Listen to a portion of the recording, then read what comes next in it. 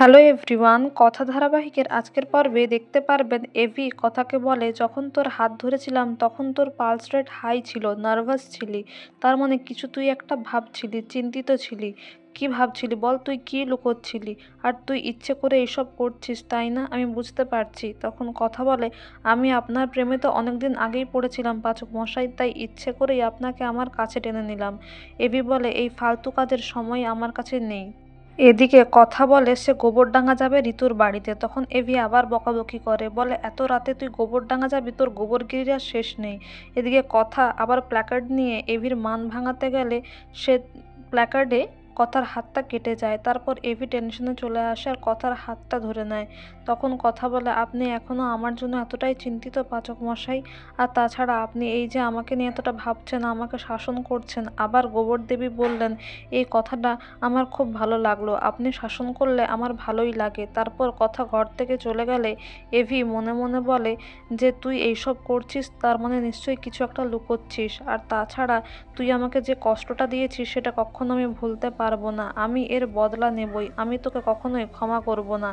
এদিকে গোবরডাঙ্গাতে দেখা যায় ঋতুর মা তার নিজের ভুলটা বুঝতে পারে যে সে কত বড় ভুল করছিল অন্য জায়গায় ঋতুর বিয়ে ঠিক করে।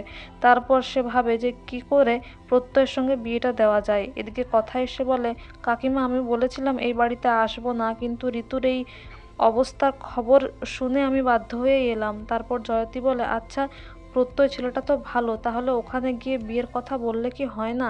এদিকে এইচওএফ মানে তারা সবাই প্ল্যান করে নাটক করতে থাকে যে ঋতুর মাকে কি করে বাগে আনা যায়। এদিকে প্রত্যয় বলে, দাদান আমি তোমার একমাত্র মেয়ের একমাত্র ছেলে, আমার বিয়েটাও তোমার হাতে, বন্দুকও তোমার হাতে, একটু সব দেখে নিও। এদিকে জয়তী কথা বলতে এলে এইচওএফ বন্দুক তাক করে আর তাকে সারেন্ডার করতে বলে। তারপর বলে, যা বলার ওই দরজা থেকেই বলুন। এদিকে জয়তী বলে যে তার ভুল হয়ে গেছে। গুহবাড়ির চারিদিকে এত নাম ডাক, শশীভূষণ গুহর এত নাম ডাক, তার পরিবার সম্বন্ধে সবাই কত ভালো কথা বলে, কিন্তু সেটা জেনেও 10টা কটু কথা বলে দিয়েছে বলে সে ক্ষমা চায় আর বলে যে ঋতুকে যেন তারা অ্যাকসেপ্ট করে নেয়, মানে গুহবাড়িতে যেন তার বিয়ে হয়। এদিকে এইচওএফ বলে, আমি বিয়েতে রাজি, কিন্তু একটা শর্ত আছে। তারপর কথাকে বলে, কি শর্ত একটু বলো তো।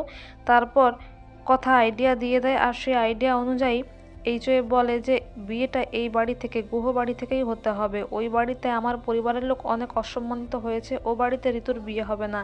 ঋতু আর প্রত্যয়ের বিয়েটা এই গুহবাড়ি থেকেই হবে, আগামীকাল হবে। এই খবর শুনে সবাই খুশি হলেও চিত্রার খুব হেডেক হয়ে যায়।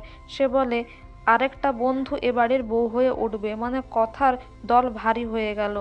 এদিকে কথা এভি সবাই খুব খুশি হয় ঋতু প্রত্যয়ের বিয়ের কথা শুনে, কিন্তু কথা মনে মনে মা আনন্দীর কাছে প্রার্থনা করে যে এভির রাগটা যেন কমে যায়।